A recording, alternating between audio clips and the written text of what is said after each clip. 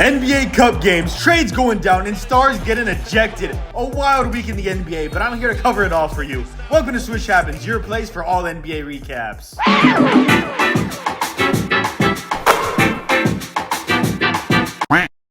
My name is Rishjan, but what you don't know about me is that I'm Batman. If Batman made NBA recaps instead of fight crime, and if he was 5'9" instead of 6'3". If only there was some sort of award for all the grueling hard work I do. What? Someone's been in my house. Thank you for the 100K, guys. Maybe I can have more in my fridge than this pizza box now. Ladies and gentlemen, welcome to Swish Happens, and let's just jump right into the episode, shall we? This week's Illusion Award goes to Warriors fans who are convinced that the NBA has an agenda against them. Warriors are up by 1 with seconds to go, and Curry takes a shot very early in the shot clock that misses. An all-out scramble for the ball happens, which looks like it's about to end in a jump ball, but the refs call a foul on Warriors. And since Houston was in the bonus, they got to shoot free throws and win the game.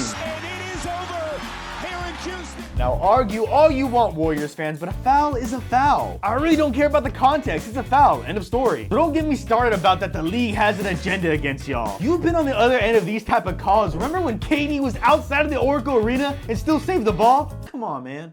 The league doesn't want you to lose. Your coach's rotations is the reason why you lose. Trade alert! The Warriors have traded for Dennis Schroeder. The Warriors have been rumored to get a second all-star type player next to Curry, and obviously this isn't it. I mean, kinda. Not really. I like this for the Warriors, but I just know Steve Kerr is gonna play Brandon Pajensky over this guy. This week's ownership award goes to Trae Young for owning the Knicks. Even though the Knicks had a big lead for most of the game, Trae Young willed the Hawks to a comeback and the win against them. The stats were alright, but it's more the fact that he keeps doing this again and again. And it's weird because the Knicks have an all-time winning record against Trae, but it doesn't feel like that. Because when you have Trae Young disrespecting the Knicks logo in front of everyone during the game, that's like 5 wins right there. This week's least surprising moment award goes to Joel Embiid for getting hurt again. It must be really hard to be an Embiid fan. It's like every part of his body is 10 times more likely to get injured. But if you happen to feel bad for him, that's understandable. It's human nature. But take a look at this clip, please. Physicality already off the charts, and now the officials for the third time. When all that comes forward, it ain't no stopping right there. Oh my. The second guy, remember, the second guy in Toronto was hit in the face. Now people doctors all upset.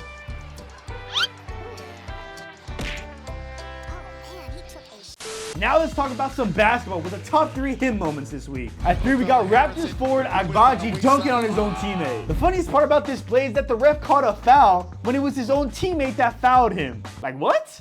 At 2, we got Goga Bitadze putting Giannis on a poster. Wow, the fantasy guy pick up and drop every other week is actually pretty good. And at 1, we got Giannis getting his get back in the same game. By itself, this dunk is better. Even Thanasis thinks so. Side note, I don't even think Thanasis is on the roster. He just goes to like every game as a fan. I think he's the first road hype man for a team, and that's a pretty great gig if I had to say so myself. Now your favorite part of the show, the top 3 not him moments this week. At 3, remember those WNBA bad compilations? Well, we got them in the NBA too.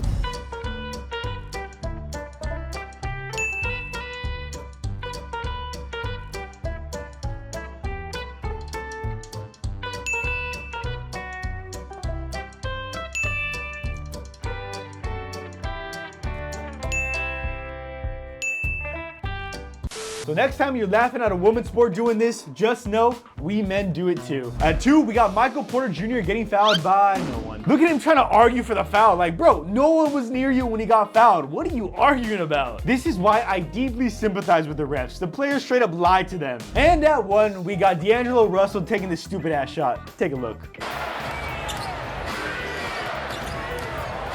Russell. He obviously airballed that thing, and look at AD bewildered that D'Lo has kept his job on the Lakers for this long. Like me personally, I would rather have Bronny out there than D'Lo. Never mind. I take that back. I was wild and out there.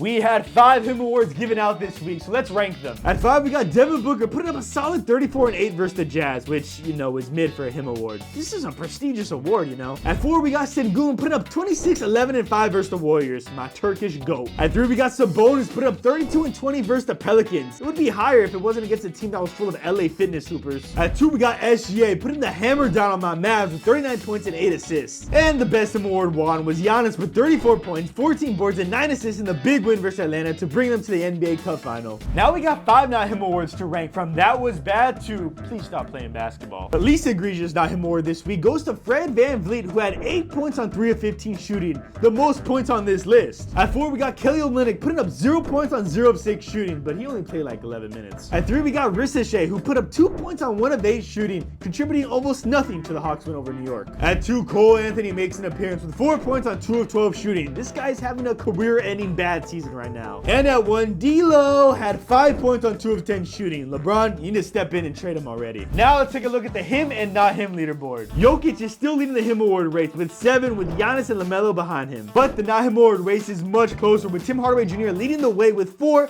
but Marcus Smart and Halliburton are not too far behind. Last episode, I made predictions about the best 4 games, so let's take a look on how I did. I got 3 out of 4 right, which is not bad, but obviously the one I got wrong was my team. Thanks for letting me down, Luka.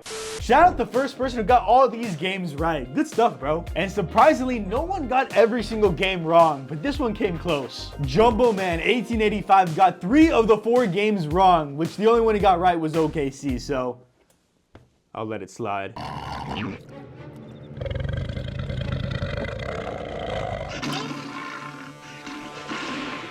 Now to make some predictions for the 4 best games next week. Knicks versus Wolves. Cat coming back to Minnesota, and I got Cat getting the win with the Knicks. Bucks versus Cavs. I got the Bucks winning this one. Thunder versus Heat.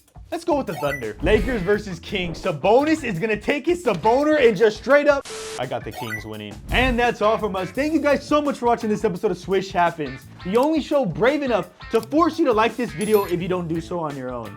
Later, casuals.